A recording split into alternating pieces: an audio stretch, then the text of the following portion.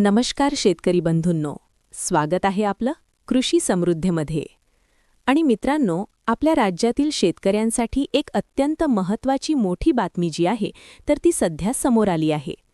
कारण की आपल्या महाराष्ट्र राज्य विधिमंडळाचे जे अधिवेशन आहे तर ते कालपासून म्हणजेच की 8 डिसेंबरपासून जे आहे तर ते सुरू झालेलं आहे. आणि हे जे अधिवेशन आहे तर ते आता 4 दिवस म्हणजे की 8 डिसेंबरपासून 12 डिसेंबरपर्यंत सुरू राहणार आहे. आणि या दरम्यान या अधिवेशनामध्ये आपल्या राज्यातील नागरिकांसाठी विविध निर्णय होण्याची शक्यता आहे. आणि शेतकऱ्यांसाठी देखील या अधिवेशनामध्ये काही महत्त्वपूर्ण निर्णय तसेच मोठ्या घोषणा ज्या आहेत त्या होणार आहेत. तर राज्य विधिमंडळाच्या अधिवेशनात जे आपल्या नमो किसान शेतकरी सन्मान निधी योजना आहे तर या नमो शेतकरी योजनेसंदर्भात सुद्धा निर्णय जे आहे ते होऊ शकतो. कारण की जे आपली नमो शेतकरी योजना आहे त्या योजनेअंतर्गत आत्तापर्यंत जे आहे ते आपल्या शेतकऱ्यांना 7 हप्ते जे आहे तर ते वितरित करण्यात आलेले आहेत. आणि गेल्या अनेक दिवसापासून जे आहे तर या शेतकरी जे आहेत तर ते आपल्या योजनेच्या 8व्या हप्त्याची विचारणा करीत आहेत. परंतु यामध्ये सध्या आता 8व्या हप्त्याबाबत सुद्धा एक महत्त्वाचा अपडेट जे आहे ते समोर आली आहे. कारण की नमो शेतकरी महासन्मान योजनेचा 8वा हप्ता कधी मिळणार हा मोठा प्रश्न आहे. आणि राज्यातील शेतकऱ्याची आतुरतेने प्रतीक्षा पण करत आहेत. आणि ही योजना जी आहे ती शेतकऱ्यांना नियमित आर्थिक आधार देण्यासाठी सुरू करण्यात आली आहे. आणि पीएम किसान योजनेच्या धर्तीवर सुरू झालेल्या योजनेतून आपल्या शेतकऱ्यांना दररोजची 6,000 मिळत असतात. म्हणजेच की एकूण पीएम किसानचे 6 आणि नमो शेतकरी 6 असे 12,000 जे आहे तर ते आपल्या शेतकऱ्यांना मिळत असतात. आणि आत्तापर्यंत पाहिलं तर महत्त्वाचं म्हणजे की नमोचे 7 हप्ते जमा झाले आहेत, परंतु 8वा हप्ता जो आहे तो अजून जमा झाला नाही. परंतु आता त्याची तयारी जी आहे तर ते सुरू झालेली आहे.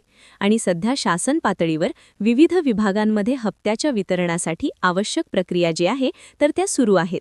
ज्यामधील लाभार्थ्यांची माहिती पडताळणी असेल, खात्याची सुसंगती तपासणी असेल, निधीची उपलब्धता निश्चित करणे या प्राथमिक टप्प्यांवर जे आहे तर ते काम सध्या सुरू झालेलं आहे. आणि सध्या आपल्या राज्याचे वारी अधिवेशन जे आहे तर ते सुरू आहे. आणि त्यामुळे आता या अधिवेशनाचा नमो शेतकरी हप्ता वितरणावर थेट परिणाम होणार अशी शक्यता जी आहे तर ती वर्तवण्यात येत आहे. आणि त्यामुळे या योजनेसाठी पुरवणी मागणी याच अधिवेशनामध्ये सभागृहात मांडावी लागते. आणि मागणी मंजूर झाल्यानंतर तिजोरीकडून निधीची अंतिम मंजुरी जी आहे तर ती मिळते. आणि या प्रक्रियेची पूर्तता होईपर्यंत पुढील आर्थिक हालचाल करता येत नाही. आणि त्यामध्ये प्रशासन अधिवेशनापूर्वी अधिवेशनादरम्यान कागदपत्र तपासणे, विभाग-निहाय माहिती गोळा करणे आणि लाभार्थ्यांची अंतिम यादी तयार करणे या कामांवर जे आहे सध्या वेगाने काम करत आहे. आणि पुरवणी मागणी विधानसभेत मंजूर झाल्यानंतर राज्यपालांची अधिकृत मंजुरी घेणे ही एक अत्यंत अत्यावश्यक प्रक्रिया आहे. आणि ही परवानगी मिळाल्यानंतर शासकाकडून शासकीय निर्णय जारी केला जातो. आणि त्या जीआरमध्ये किती शेतकऱ्यांना लाभ मिळणार, किती निधी लागणार आणि वितरणाची पद्धत कशी असेल याची तपशील जी आहे तिथे स्पष्टपणे नमूद केला जातो. आणि याच टप्प्यानंतर निधी वितरणाची प्रतीक्षा या प्रतिक्रिया जी आहे तर ती प्रत्यक्षात सुरू होते. आणि त्यामुळे सूत्राने दिलेल्या माहितीनुसार पुरवणी मागण्याची तपासणी जी आहे तर ते 8 ते 12 डिसेंबरपर्यंत पूर्ण होण्याची शक्यता आहे. आणि 8 ते 12 डिसेंबर या कालावधीमध्ये वित्त विभाग, इतर संबंधित विभागांचे मध्ये तांत्रिक पडताळणी, डेटा अद्ययावत प्रक्रिया आणि मंजुरीचे कागदपत्रे सादर करण्याचं काम जे आहे तर ते अंतिम टप्प्यामध्ये पोहोचते. आणि सर्व प्रक्रिया सुरळीत पार पडल्यास हप्त्याचे वितरण विलंब न होता सुरू केलं जाऊ शकते.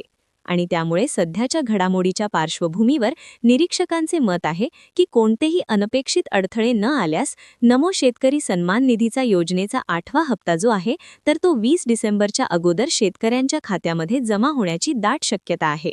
आणि त्यामुळे शेतकरी बांधवांनी काही दिवस संयम ठेवला तर लवकरच त्यांच्या खात्यामध्ये ही रक्कम दिसण्याची अपेक्षा आहे. तर आपल्या जास्तीत जास्त शेतकरी बांधवांना ही माहिती नक्की शेअर करा. चॅनलवर नवीन असाल तर नक्की चॅनलला सबस्क्राईब करून सोबतच बेल आयकॉन दाबायला सुद्धा विसरू नका. धन्यवाद.